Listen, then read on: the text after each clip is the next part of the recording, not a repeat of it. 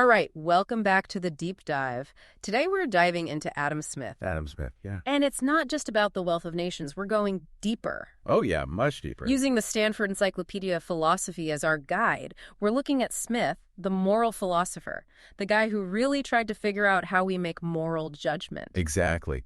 And how those moral judgments then influence how we think society should be structured, how we govern ourselves. And that's where the wealth of nations comes in. Right. But we're going beyond just that one famous book. Absolutely. We'll be drawing on the theory of moral sentiments, his lectures on jurisprudence, the whole picture. And what strikes me, reading all this, is how much Smith trusted in ordinary people's judgment. Oh, yeah. He was skeptical of those grand systems that some philosophers and policymakers came up with. The ones who thought they had it all figured out. Right, like they had some special access to truth that the rest of us were missing. Exactly. And for Smith, philosophy wasn't about creating those systems. It was about connecting with our everyday experiences, making sense of them. Yeah, not some ivory tower detached from reality. Not at all. He starts with how we actually live and experience morality and builds up from there. Okay, so let's get into that. The entry talks about how the theory of moral sentiments got some mixed reactions. Like Kant loved it, but others thought it wasn't systematic enough. Yeah, that's a common criticism. And it comes down to how Smith presents his arguments. He uses these, what he calls illustrations, little stories, really. Vivid descriptions of how moral sentiments play out in everyday life. Like how we react to someone's death. Yeah. Or to, a love affair gone wrong. Exactly. Or even how we grapple with those situations where luck plays a role in morality. Those cases of moral luck, as philosophers call them. And some readers found this focus on lived experience really refreshing. Right, because it felt more grounded than those abstract theories that some philosophers were obsessed with. Exactly. It's about how we actually feel and judge, not just some idealized model of moral reasoning. But then the question arises, is he actually doing normative philosophy here? Yeah, that's the big debate. Some argue that TMS is mainly descriptive. It's just describing how we do feel and judge. Not how we should. Right. But the entry makes a strong case against that. They point to all these places where Smith is clearly making normative claims. So he is saying how we should be thinking about morality. He is. And his key point is that by carefully examining our moral faculties, we can figure out how to avoid distorting them, how to use them better. I see. So it's like by becoming more aware of how we make moral judgments, we can improve those judgments. Precisely. It's like a self-correcting process. Yeah. And it's all grounded in our experience, not in some external source of authority. Not in some abstract principle. Right. And Smith was very much against reducing morality to a single principle, whether it's divine law, natural law, or even maximizing happiness. And he specifically calls out that focus on consequences. He thinks philosophers got too hung up on outcomes. Yeah, he wanted to shift the focus to the propriety of actions, the way an action fits with the motive behind it. So it's not just about whether an action leads to good or bad results. It's about whether the action itself is appropriate given the intention. It's about the internal connection between action and motive. But he doesn't say propriety is the whole story. Yeah, he acknowledges it's just one essential element of virtue. Not the be-all and end-all like some other thinkers thought. Okay, this is where things get really interesting. The entry compares Smith to Aristotle. Yeah, and Smith himself saw the connection. He said his system aligned pretty exactly with Aristotle's. So he's placing himself within that classical tradition of virtue ethics? Absolutely. And you see those Aristotelian ideas throughout the theory of moral sentiments. Like he talks about propriety as a kind of mean between extremes, just like Aristotle's doctrine of the mean. Right. Virtue as finding that balance. Exactly. And he also distinguishes between self-interested restraint and true temperance, similar to how Aristotle differentiates continence from genuine virtue. So there's a difference between just holding back your desires and actually changing those desires so they're virtuous. Exactly. And he stresses the importance of habituation, forming good habits, just like Aristotle. Makes sense. We become virtuous by practicing virtue. Exactly. And he values those friendships based on virtue. Those deep connections where you inspire each other to be better. Those are the real ones. Absolutely. And then there's his idea of particularism. Right, that our moral judgments are ultimately based on our experience with specific situations, not on abstract rules. So we learn what's right and wrong through encountering specific cases, not by just applying some universal principle. Exactly. And virtue, for Smith, isn't about following rules blindly. It's about being sensitive to the context, to the details of each situation. And to how others are feeling in those situations. Exactly. You have to adjust your feelings and actions accordingly. What's virtuous in one context might not be in another. Okay, so that gives us a good overview of his approach to morality. Now let's get into the heart of it. Sympathy and the impartial spectator. The core of Smith's moral philosophy. Two really key concepts. So sympathy first. How does Smith define that? For him, is our ability to imagine ourselves in another person's shoes, to feel what they're feeling. Empathy. Kind of, but it's more than just feeling what they feel. It's about actively imagining ourselves in their situation. And as the entry points out, this is different from Hume's idea of sympathy. Oh, how so? For Hume, sympathy was more like a contagion, emotions spreading from one person to another. Okay, so you just automatically catch their feelings. Right. But for Smith, it's more deliberate. It involves using our imagination, trying to understand their perspective. I see. So it requires more effort, more active engagement with the other person. Exactly. And he makes this really astute observation that our imagined feelings won't be as intense as the actual feelings of the person we're sympathizing with. Makes sense. We can't fully replicate their experience. Right. But we try to bridge that gap. We adjust our feelings to better align with theirs. And they do the same, right? They try to moderate their feelings so we can understand them better. Exactly. There's this constant back and forth, this attempt to find a shared emotional space. And that's what gives rise to virtue, this effort to connect with each other emotionally. Precisely. It leads to what Smith calls the awful virtues, like self-restraint, and the amiable virtues, like compassion. Okay, so self-restraint is about controlling our own emotions so others can sympathize with us. Exactly. We don't want to overwhelm them with our grief or joy. We try to keep it at a level they can handle. And compassion is about actively trying to share in the joys and sorrows of others. Right. To feel with them as best we can. But Smith also recognizes that our feelings and even societal norms aren't always morally correct. Absolutely. We can misjudge situations. We can be biased. And society as a whole can be wrong. Which brings us to the impartial spectator.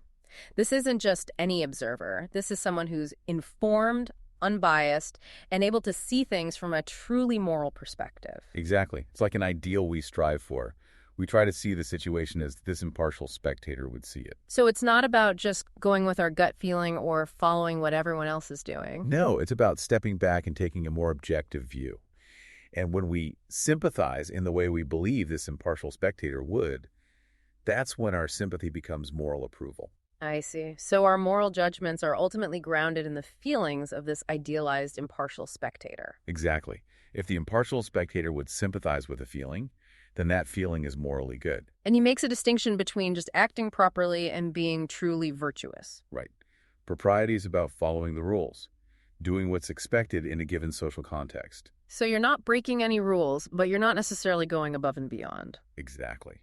Virtue, on the other hand, is about more than just following the rules. It's about having the right feelings, even when it's difficult.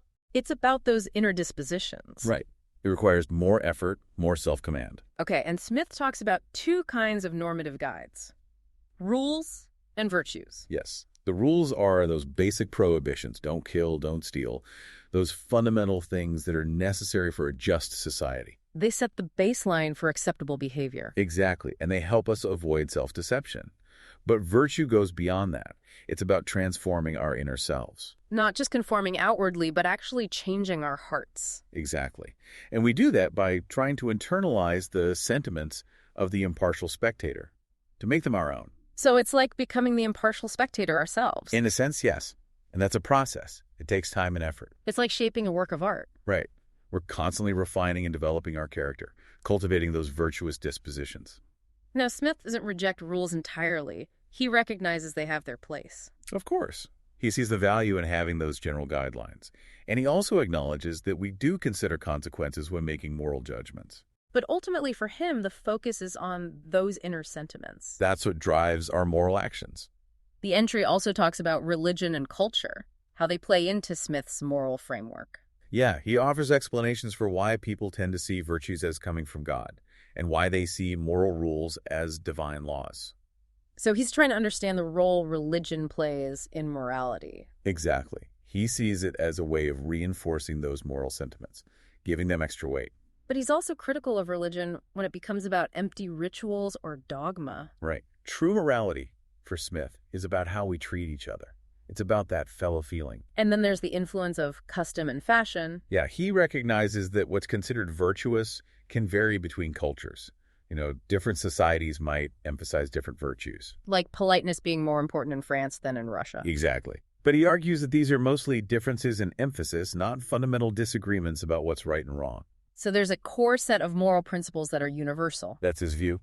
And he backs this up with examples from history, right? Yeah, he looks at thinkers like Plato, Aristotle, the Stoics, and he shows how they all emphasize the importance of virtue.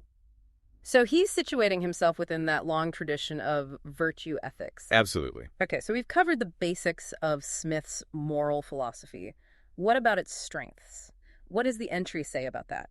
Well, one of the big advantages is that it fits with our everyday moral judgments. It doesn't feel like some abstract theory imposed from above. It reflects how we actually think about morality. Exactly. And it captures the complexity of virtue. It's not just about following rules. It's about cultivating those inner dispositions. And it's very social, right? Smith sees the self as fundamentally shaped by our interactions with others. Absolutely. All our feelings, even the ones that seem purely self-interested, are actually formed through social interaction. So we're not isolated individuals. We're social creatures through and through. That's Smith's view. And he contrasts this with someone like Hume, who saw humans as more naturally egoistic. So for Smith, we're more inclined towards sympathy and cooperation. Yes, we're wired for connection. But he also allows for individual freedom. We're not just puppets of society. Right. And that's where the impartial spectator comes in. It allows us to step back from those social influences and make our own judgments. So it gives us a kind of internal compass. Exactly. And that compass can guide us to make choices that are both morally good and in our own best interests. The entry also talks about how Smith's account of sympathy differs from Hume's. Yeah, for Smith, it's all about imagination.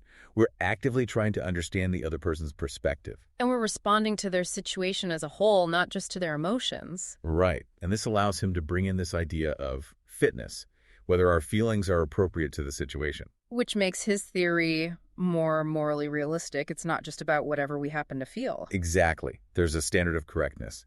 And he also sees our sentiments as more flexible than Hume did. More open to reason and criticism. Right. And that's because of what he calls second-order desires. We don't just have desires. We have desires about our desires. So we can reflect on our desires and ask if they're the kind of desires we should have. Exactly. We can judge them morally.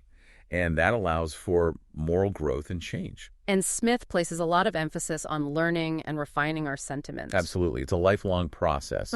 And he also brings in this idea of moral history. How our moral norms are shaped by historical circumstances. Right. And that really influenced later thinkers in sociology and in anthropology. It's about understanding morality in context. Exactly. And finally, the entry points out that Smith is further from utilitarianism than Hume. So he's not just focused on maximizing happiness. No, he cares about the intrinsic propriety of our actions, whether they're fitting in themselves. And he sees happiness as tied to virtue. Exactly. It's not about seeking happiness directly. It's about living a virtuous life, and happiness follows from that. Okay, so what about the objections to Smith's theory? The entry covers those too. Oh yeah, there are always objections. One common one is that it doesn't offer a clear procedure for making moral decisions. Right. Some people want a step-by-step guide, an algorithm for morality. But Smith doesn't provide that. No, because he thinks judgment is crucial. You have to apply those general principles to specific situations, and each situation is unique. So it's not about just blindly following rules. Right. You have to exercise your judgment. And Smith would say that's actually a strength of his theory. It reflects the messiness of real life. Okay, but then there's the problem of bias. The tribalist or relativist challenge. Ah, yes, that's a big one. If the impartial spectator is shaped by our society, how can it be truly impartial? How can it transcend those biases and offer a universal morality? That's the challenge. And Smith himself worried about this. He recognized the power of established custom to distort our judgments. So even he acknowledged the limits of the impartial spectator. He did. But he also believed we could mitigate those biases through education, exposure to different cultures, things like that. So broadening our horizons. Exactly. And there's also this idea of appealing to any other fair and impartial spectator. Not just those within our own group. Right. We have to imagine how someone from a completely different background would judge our actions. And there's a kind of egalitarianism built into that. Absolutely. We're all equal in the eyes of the impartial spectator. But still, there's that nagging worry about whether it can fully escape those societal influences. It's a tension that's hard to resolve. And then there's the skeptical challenge. Why should we even care about the impartial spectator? Yeah, why should we let this inner voice dictate our actions? What gives it authority over us? It's a fundamental question about the nature of morality. And Smith tries to address it with his reflective endorsement argument. What's that? Basically, it's about asking whether our faculty of moral approval can approve of itself. So can our moral sense judge itself? Exactly. And can our other rational capacities endorse it? Like, can our sense of self-interest say, yes, this moral sense is a good guide for me? So it's about finding internal coherence. Right. And Smith argues that following the impartial spectator is actually in our best interest. It leads to true happiness. Because it allows us to be loved and esteemed by others. Exactly. And to feel good about ourselves, to have that inner peace. So he's connecting morality with self-interest. He is. But of course, some people might find that circular. Like, isn't he just assuming that what's morally good is also what's good for us? That's the criticism. Right. But it's a tough one to avoid entirely. Yeah, if you're trying to ground morality in something other than just, well, that's just how it is. Right. You need some kind of foundation. And Smith offers his reflective endorsement as that foundation. Okay, so even if he doesn't fully resolve those objections, the entry still praises him for describing how we actually think about morality. Absolutely. He provides this rich and insightful account of how we make moral judgments, how we navigate those complex situations. It's a valuable contribution, even if it's not perfect. Exactly. Now, the last part of the entry is about Smith's political philosophy. Right. His views on how society should be governed. It says he wanted to develop a whole system of political thought, but he didn't quite finish it. Yeah, he started with his lectures on jurisprudence, which covered things like justice and property rights. But that larger project never came to fruition. No, it didn't. But we do have the wealth of nations. Right, which is often seen as a defense of limited government and free markets. Exactly. Smith believed that the state should primarily focus on upholding the rule of law and removing barriers to economic activity. So let people do their thing. Basically, yes. He had this strong faith in the power of free markets. And in the wisdom of individuals making their own economic decisions. Exactly. He thought that would lead to greater prosperity for everyone. But he wasn't a complete laissez-faire advocate, right? He did see a role for the state in certain areas. Right. Like he supported some redistribution of wealth to help the poor. So he wasn't against all forms of government intervention? Not at all. He just thought it should be limited and carefully targeted. And he was very wary of government getting too involved in people's lives. Yeah, he didn't trust politicians to make those decisions. He thought they were often incompetent or corrupt. And he thought people were generally better off managing their own affairs. Exactly. He had this deep respect for individual liberty and autonomy. The entry also explores how his political philosophy connects with his moral framework. Right, and it's interesting because he doesn't fit neatly into any of those traditional categories. Like, he's not an Aristotelian or a utilitarian or a Hegelian. No, he's his own thing. And some scholars think that the Wealth of Nations was actually trying to undermine this idea that the state has a primary moral function. So he's challenging that traditional view of the state as a moral educator. Exactly. He's saying that morality arises from our interactions with each other, not from government dictates. And that free markets, within a framework of justice, can actually promote virtue. That's the idea. By allowing individuals to pursue their own interests, we create a more dynamic and prosperous society.